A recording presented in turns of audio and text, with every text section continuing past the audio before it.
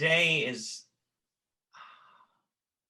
the word that I come up with is visionary. This woman is a visionary. She is a philanthropist, an author. She's a teacher. She's a powerful force in the entertainment industry. One of the quotes that I remember hearing her say is, letting go and being there. Everyone, Loreen Arbus. Hello, Loreen. Hi there. Thank you for having me, David. Oh my God, this is such a joy. And it's, oh, you look stunning. Thank you.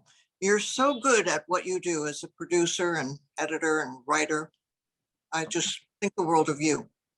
That means more than you know. That means more than I could start singing that song right now. And an activist, I should say, above all. That's the thing that I like the best in most people, if they're activists. Yeah. You know, I think it comes about, for me, it's about the personal connection, the humanity, the one-on-one, and my favorite word, love. What's your favorite word?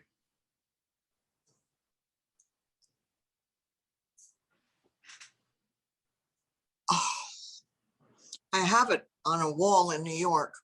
Can we come back to that? Let's come back to that. I love it. I love it. So what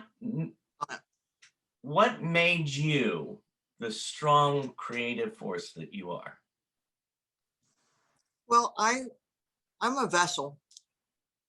I'm very fortunate, and I'm not trying to be condescending or falsely modest, but a great many amazing things come through me, and it's not because I'm so wonderful. I'm just so lucky to be gifted in many, many areas. And these gifts have been given to, I'm not religious, but these gifts have been given to me that are really extraordinarily special. And I'm so grateful. I treasure them, and I try to use them. I mean, I've been told that I don't use them enough, and I don't disagree with that. But I dance, I write, I choreograph. I am a businesswoman, producer, many other things, artist, musician, composer. This isn't because I'm so wonderful. This is because I'm so lucky that I was chosen, however so, to be this vessel. Yeah. And you allow it. It seems like the doors are open and you allow it to come through you. Well, I suppress it sometimes, and I'm very grateful. I've said several times, but I should allow it more. What was your original question? Did I even answer it? Oh, the original question? You mean the first question I asked about what is your favorite word? No, about the creative force. Oh, the creative force. Did I answer? I think you did. I mean, what made you? I think what I got from that was the allowing of being a vessel. The vessel within you is your creative force. Yeah. Does that seem? I think that many of us who've had some difficulty in our lives are more likely to identify with people and with issues that are simpatico to many people and concern to many people. And that's where I do have a strength. You know, now that you're saying this and we're talking about the vessel, I look right behind you too and see that amazing painting. And to me, it sort of seems like a picture of you in a different realm. You know what I'm saying? Fascinating. I'm going to study it later because I'm sure you're right. Because I think my favorite paintings. Oh, it's gorgeous. And just to have that, it's like tunnel vision. I'm sure if I kept looking at it, I would find more and more and more. There's so much about it. There's a lot there. Yeah. But the focus that it goes to is the sky, the blue sky, but it has clouds and it has different kinds of clouds, and it's like it's this focus. It's beautiful. I think we have to be reminded fairly often that we're of this world, but we're not. And I love art and I collect quite a bit. And I'm drawn to subject matters that transport us to other worlds, and that those visits and our presence in other worlds. It's very intriguing. And I think that painting in particular, which I like so much about it, is that it's very mysterious and we can't take things for granted. And now I see the clock right there. As you say, you can't take things for granted because there is a time limit. Yes. And did you see the characters on each side? I did. I can't see them too close, but I see that from where I'm seeing them, it's also amazing. Where it takes me, this is a study in art class, but I see these two people, but actually to me, they're two of the same person. That's how I interpret it as of this split second. I like that a lot.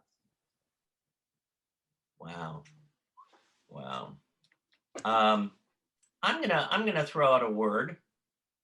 And what first comes to your mind when I throw out the word mother? Many things that are not analogous to the wonderful relationship you have and your appreciation of your mother and that relationship. Mine was not a good relationship. It was great with my father, but not with my mother. She was extremely difficult, extremely off balance. She was bipolar and very mean, very physically violent at times and cruel. And she made my life a living hell. That being said, I have spent a great portion of my adult life paying homage to her, not in the words that I just used by any means, but in bringing to people's attention what she accomplished. Because despite the challenges in dealing with her and knowing her, she was a visionary in her own right. And she made a huge difference in this world.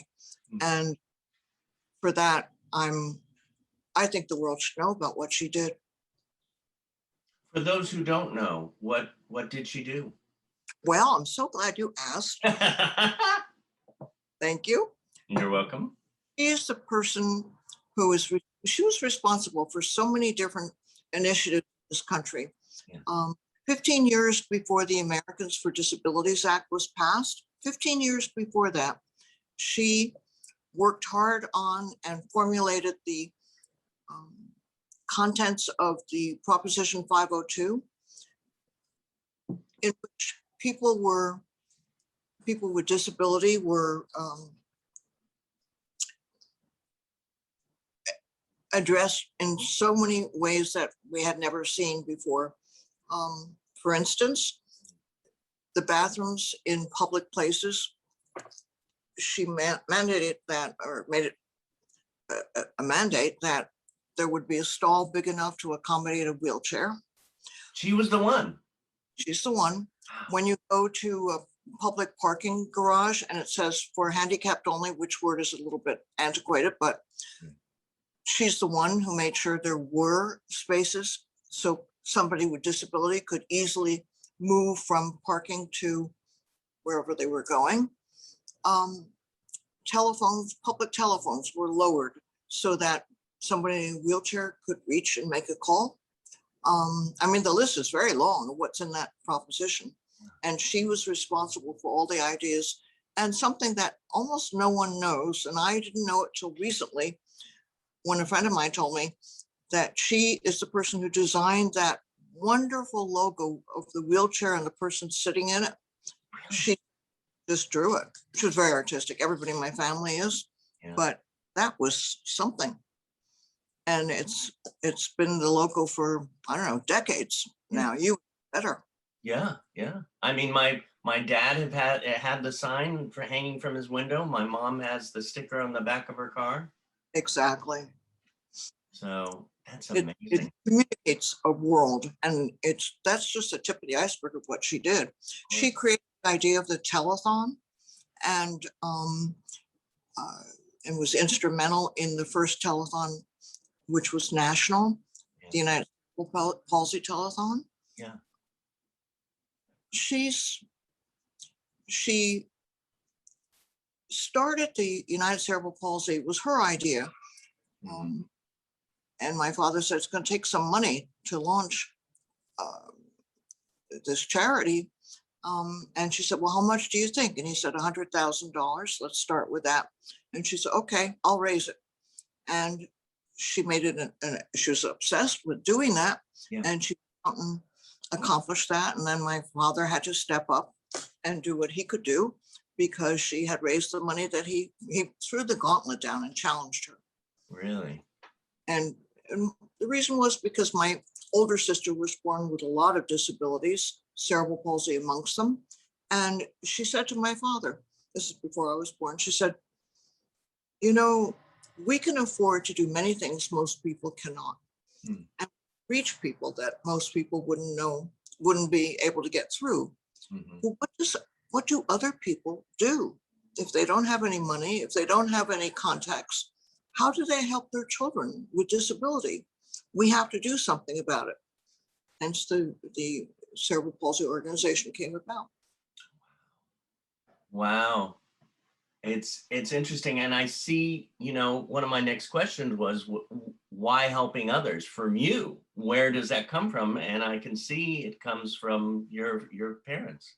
Yeah, my parents, very much so. There's another interesting thing that maybe somebody who reads or hears this Yeah. will aspire to do the same with their children. Mhm. There's a huge difference in my consciousness. Um, I didn't get an allowance for a lot of years. When I did finally, I'm not saying everybody should be this extreme, but I wasn't allowed to spend it on after school treats or going to the movies or whatever. I had to give my allowance, half of it, to a cause. And I could choose my causes. That was the great part of it, but I couldn't keep it and I couldn't spend it on myself. That taught me a lot. And it became something that was really joyous to do. And to see the faces and receive the letters from people who were gifted by, you know, my allowance was Yeah. really amazing. I was thinking it's like that's where your allowance goes. And then I think, well, and then at the time, how do you treat yourself? And I could see, again, I go back to that beautiful painting, something that means a lot to you. Um, Yeah. a beautiful piece of artwork. Well, I wasn't allowed to eat candy and I had a very strict upbringing. So I wouldn't have been able to spend the money on that without being found out anyway. Mhm. The way I got my candy was there was a room in our house where the piano was located, and I was to practice the piano.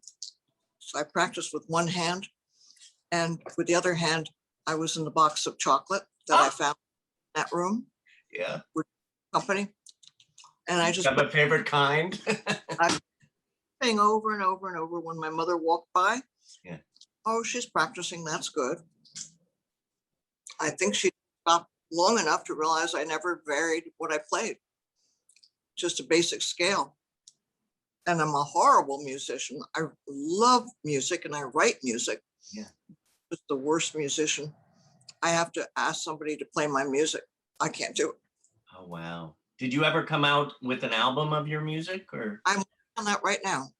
I love that. It's classical music, Right. and without being too self-serving, I hope it's sort of in the category of Brahms and Chopin.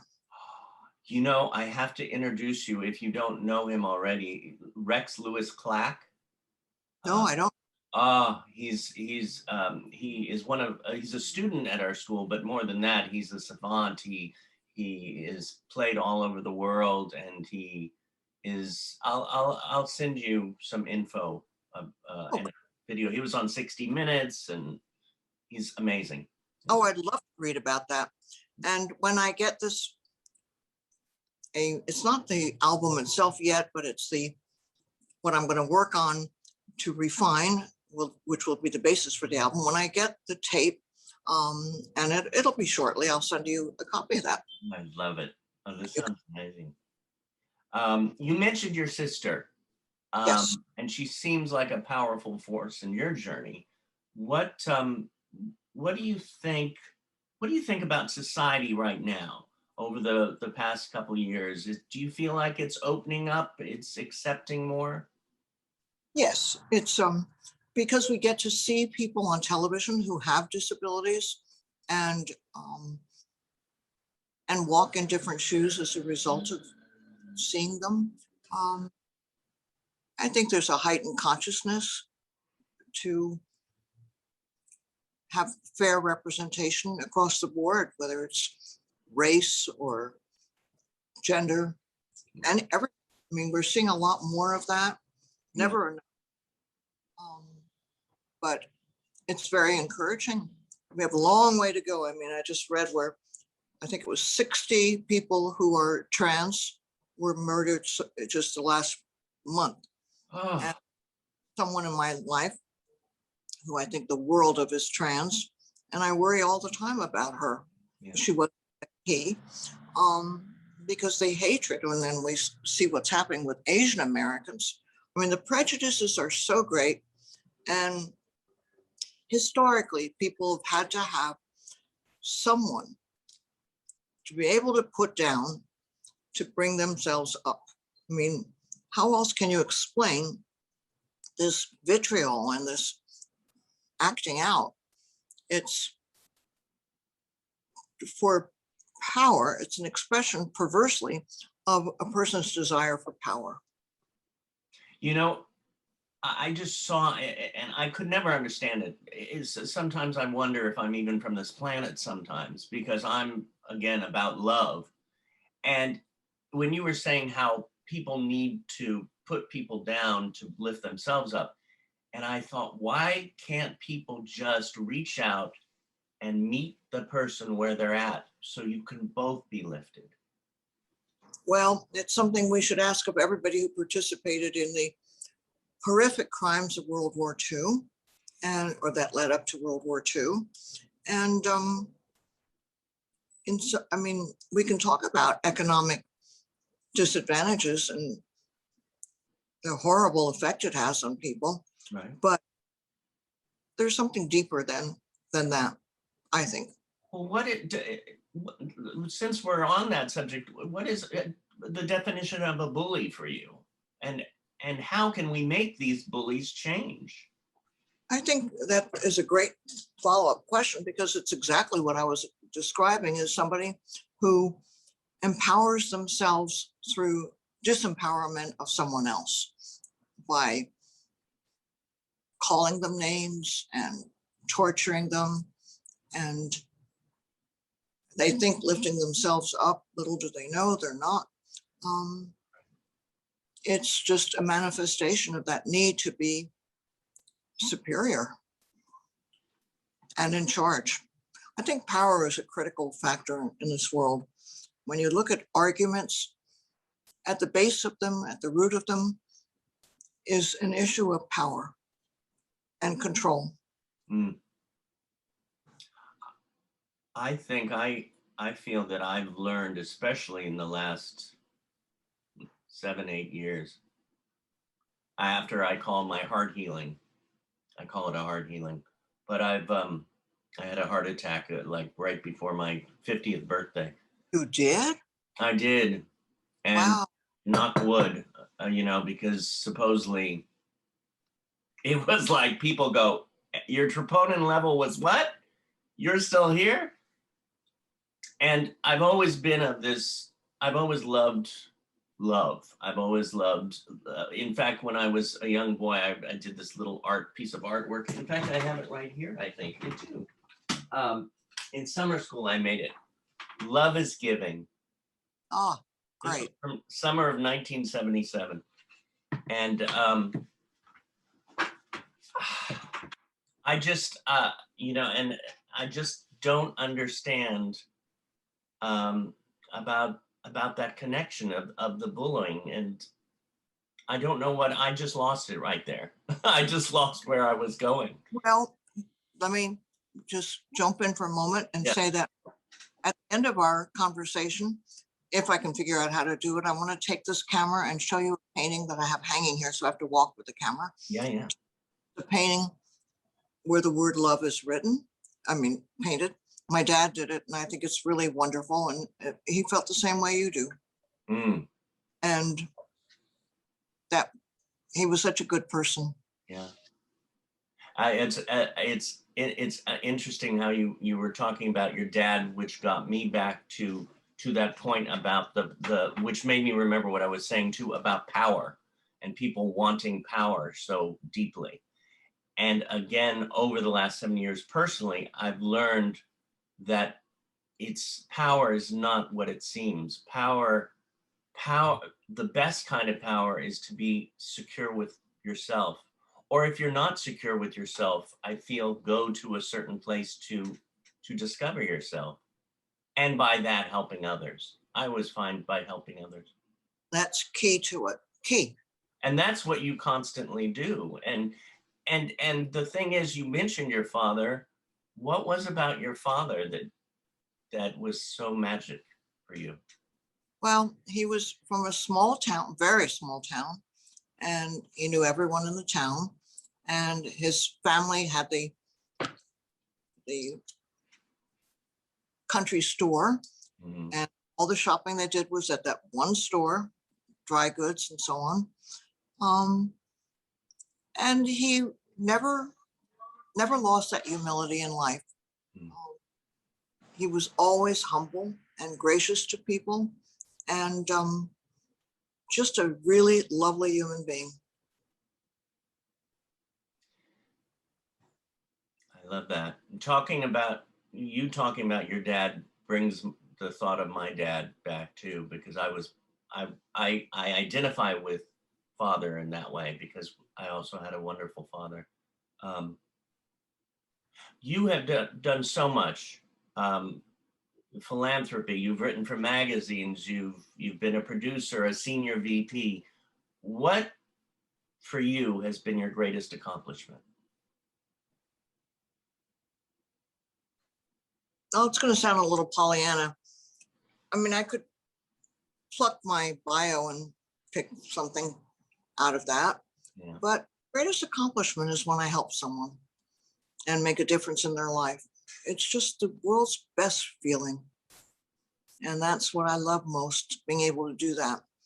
And having the resources, which I worked very hard to get. People think I just fell into it. It was thrown my way. Yeah. Not every dime I've made, I've given away, I've made until the last few years. And then I did have an inheritance, which came about very late. But I wanted to live in that way that I could spend money on other people. And so I worked very hard to be able to do that. I wish more people would see it the way you see it. That smile from that other person, that feeling, that energy from that other person when it's that giving. To love is giving. And because once you do, you receive it back just even from that smile. And David, that's so key to it all. And in connection to that, what you do and the giving, the connection of nonprofits. Why nonprofits? What drew you to those? Well, it's a very difficult decision sometimes. I've been asked to support various political causes, and Nancy Pelosi there's a fundraiser for her next week. I choose to focus my giving in the nonprofit world because I just don't want to see the money go to transient situations. It may not make sense. I mean, I think she's terrific, and many candidates, primarily Democrats, are ones that I would like to support, and I will verbally talk them up. But I just think it feels so important to me to support causes that may or may not be able to get sufficient support. Not that mine is that much, but every little bit counts. And I need to be able to answer simply when somebody says, would you give some money to this candidate? No, I focus only on giving in a nonprofit category. It's just what I do. Yeah. Now, and you have a foundation, the Loreen Arbus Foundation. What does that stand for? Basically, we support or give support to marginalized people. That's the common denominator. Anyone who's marginalized is of interest to us to support, give support to. If I say we support them, it sounds like we have a lot more to give than we do. We contribute support. So somebody who is African American or with a disability or without an educational opportunity. I mean, marginalized people are just a huge, huge issue. Native American, oh my goodness, what we've done, it's horrifying. I think it's so important to give in a political sphere, but my giving is in an emotional context. If I feel someone's pain or need or both, yeah, that's when I am most focused on my giving. And people who are marginalized are all over. I mean, religious marginalization. right. No matter if the person is of my own faith or another. We just be able to have the opportunity to practice our beliefs.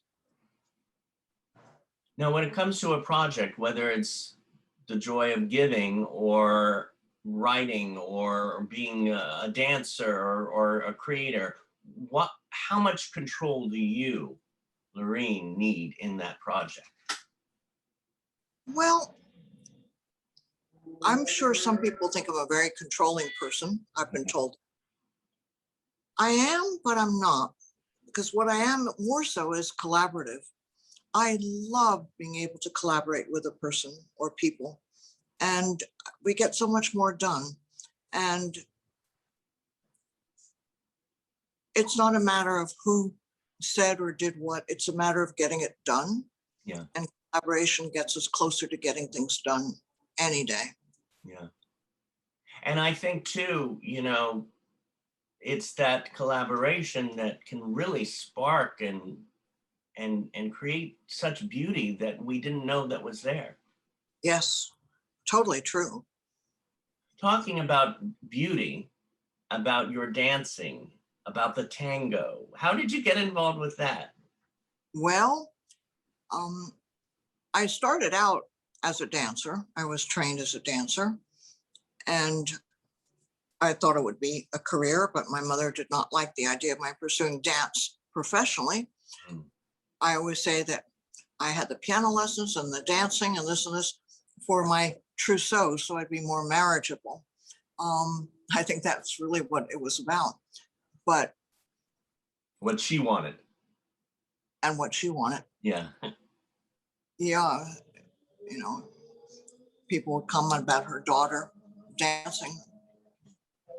It didn't affect me in the way he liked that a lot more. But I had unfortunate health crisis when I was in my early teens, and I couldn't dance anymore. And because I'm very, very competitive, my extension how high you can lift your leg went from way up here Right. to down there. And my ability to do many things just wasn't happening Right. at that point. And because I'm so competitive, and I'm not proud of this, the movies for television that we watch that are somebody chooses to make generally show a person how hard they work to bring themselves back from whatever it was that they did. I didn't do that. Just the opposite. I withdrew. I didn't want anybody to see what I'd become. So about 10 years after my stroke, I was in my 20s, and I saw a couple perform Argentine tango, and I heard the music, and I just went, I couldn't take it. It was so wonderful. It was so beautiful. It hurt so much in a beautiful way.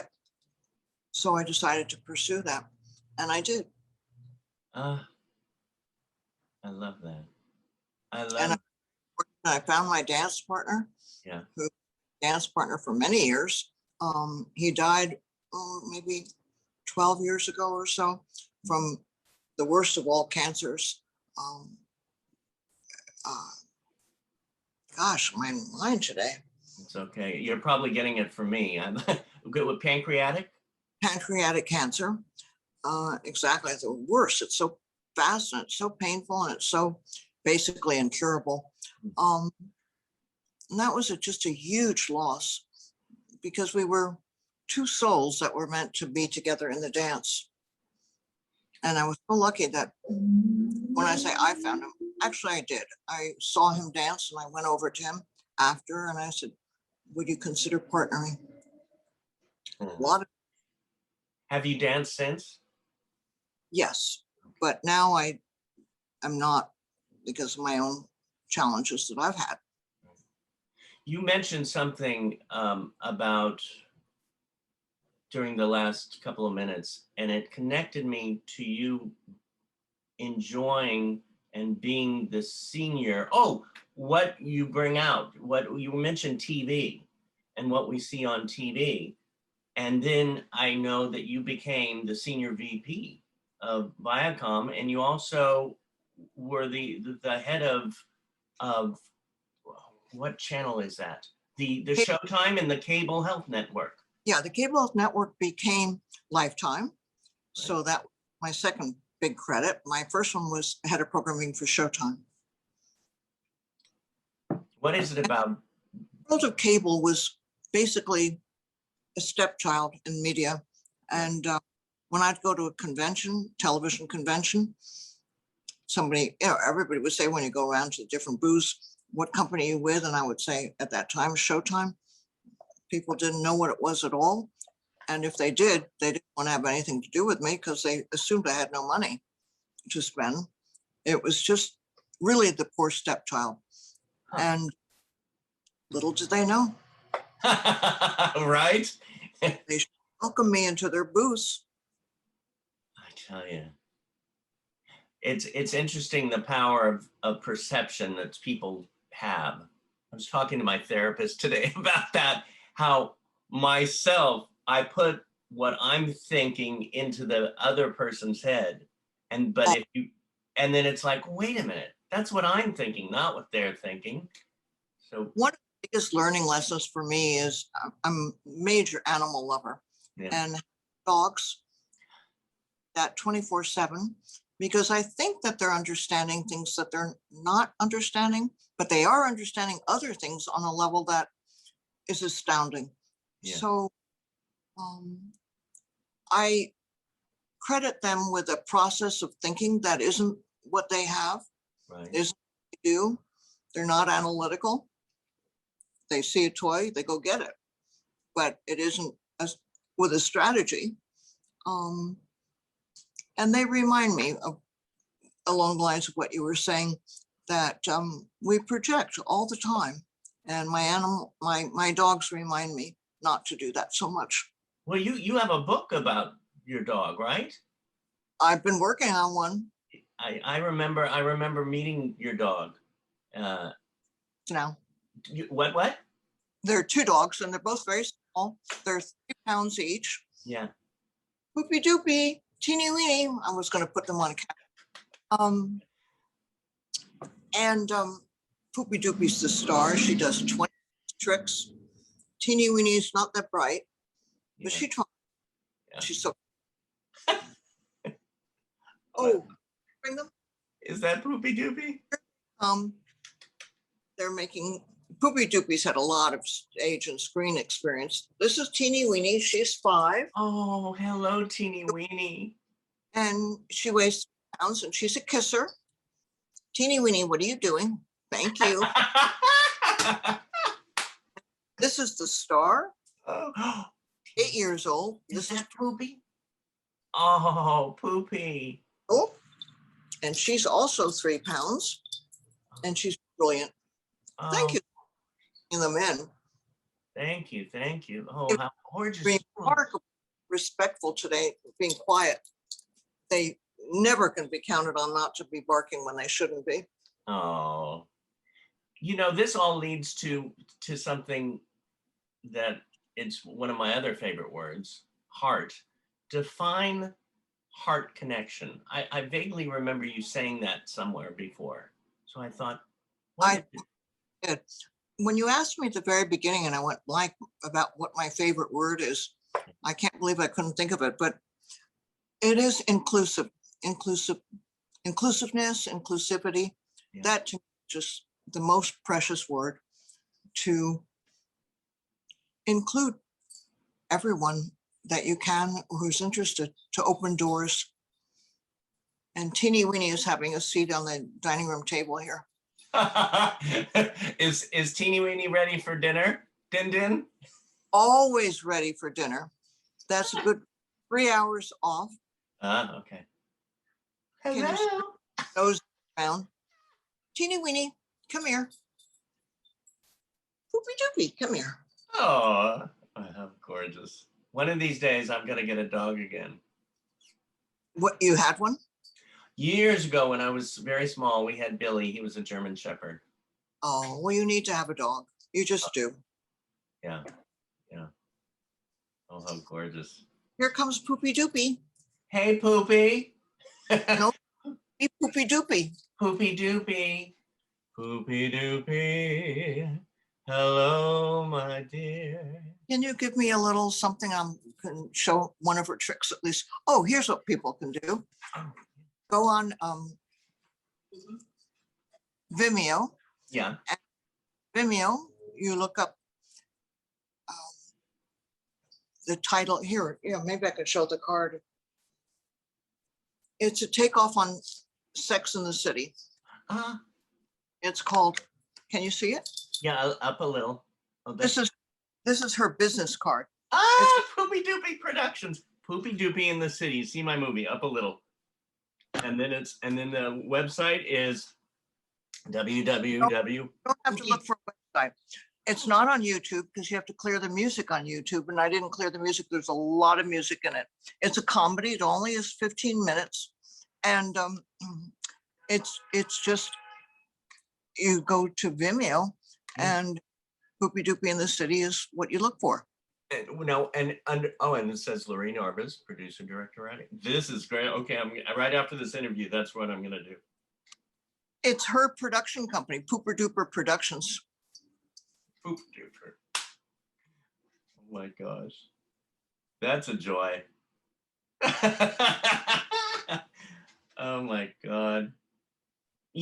I've been taught, this is all connection to love. I mean, everything, I think that's why I've always, I don't think entranced is the right word, but always, I guess it's stepped down to the word, just been in awe of you because of the love that you give.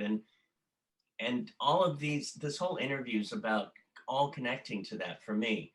Is there one person in your life that was your source for you, the power of your love?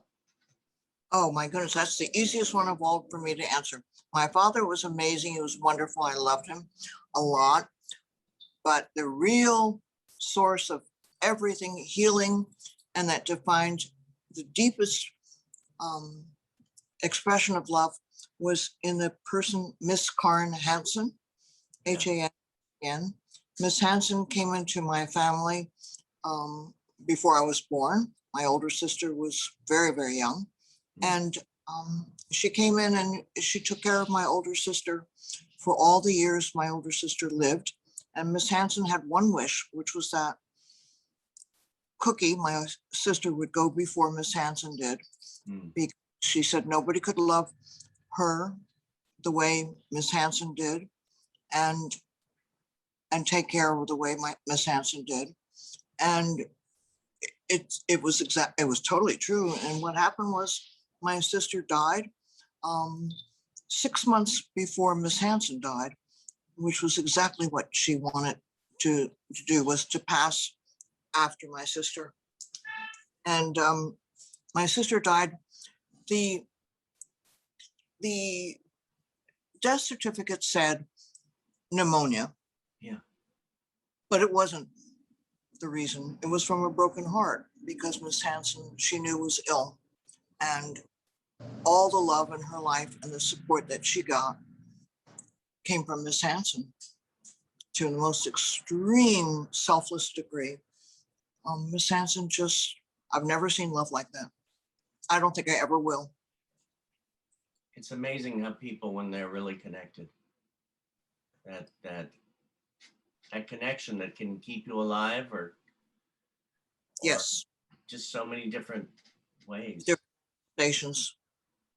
How would you, we have over 100 students at Performing Arts Studio West, and then we have more from Meet the Biz, and then there's the whole world out there on YouTube land. How would you help to let people know, how can they realize their own possibilities?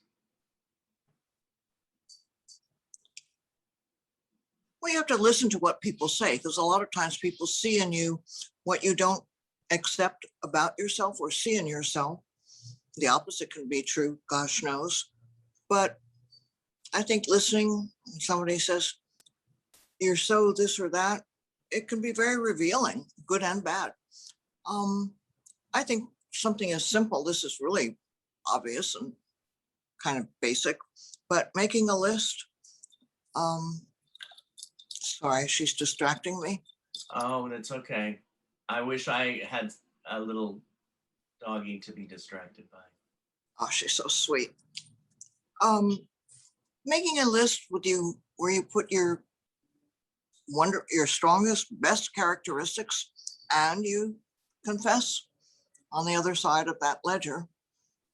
And then make the determination to change the kind of New Year's resolution thing without it being New Year's. Yeah. What do you want the most at this moment in your life? I want my health back.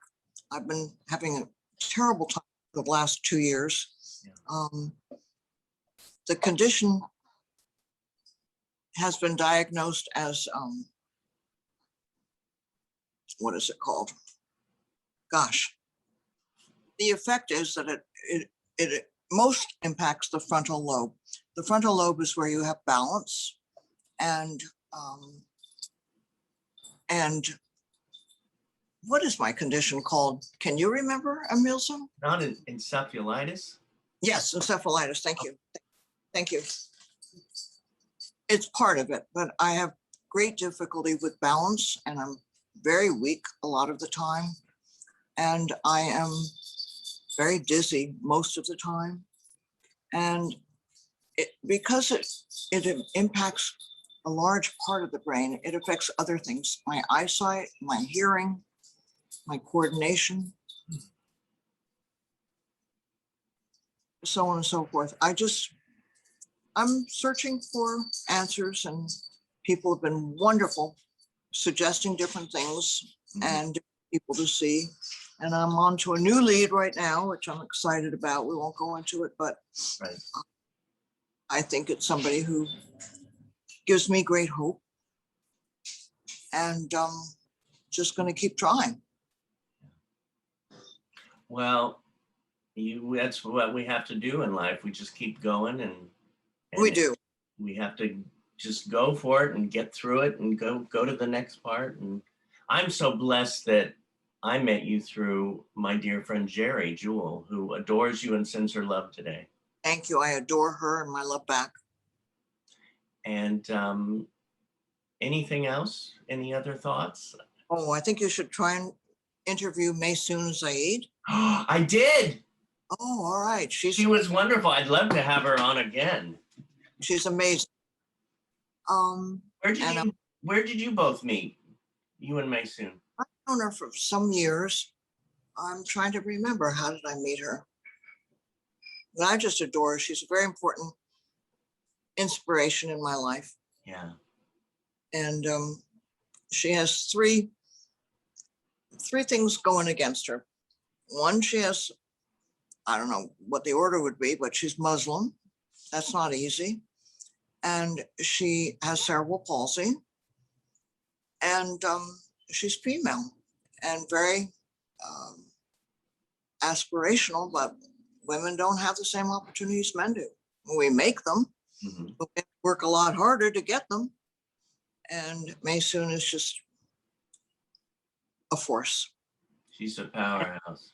Very likewise. She's terrific. Yeah. Yeah. I never understood that, you know, and I still don't understand it. I always feel that women are the stronger sex. And I think there's a lot to be said that, and you're not the only person who does. Yeah. But I think it comes down to what I brought up earlier, which is this, it's a prejudice and this need to put people down. Women are the scapegoat. I mean, there was Adam and there was Eve. Why is Eve the source of all evil? Where did that come from? I don't see it that way. I don't buy it. No. No. They're the women are who give birth. Women are, it's Mother Earth. You know, it's Mother Earth. Yes. So, you know, and soon it'll be Madam President. So. Right. Not too soon, because I want Biden to live as many years as it's possible. Yes. Doesn't, then it will be a woman president. Yeah. But we don't want that to be the determinant. Definitely. He live and continue to do a very difficult and praiseworthy job. Yeah. Thank you so much. Thank you so much. What a joy to get to spend time with you. Thank you. I know, this is like a little lunch. Really dietetic time, dietetic lunch. Thank you so much, David. Thank you so much.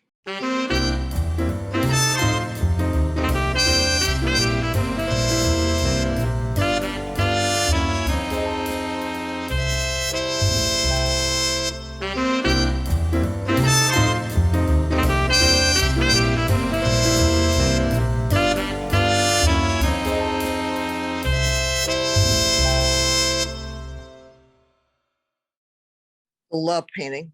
Oh, we got to see the love painting. Yes. I'm glad. I pressed. I'm still here. Oh, here we are. Oh, I love. Emilsa, can you help me to show David this painting here? How do I do that? Which? This one? Yeah. Okay. Can you see? Oh my God, the love. It's a mother and son in the park. Wait, with love right there. And with love there. Wow, get a little bit closer, just a little. Oh, that is gorgeous. Oh, you know, it makes me tear up.